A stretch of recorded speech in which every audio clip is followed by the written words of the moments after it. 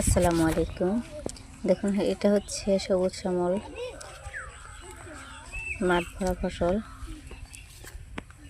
এটা বাঙালিদের ঐতিহ্য ক্ষীরা ক্ষেত। দেখুন অনেক সুন্দর লাগছে, গাছগুলো মাশাআল্লাহ দিলে অনেক সুন্দর এবং অনেক ফুল আসছে।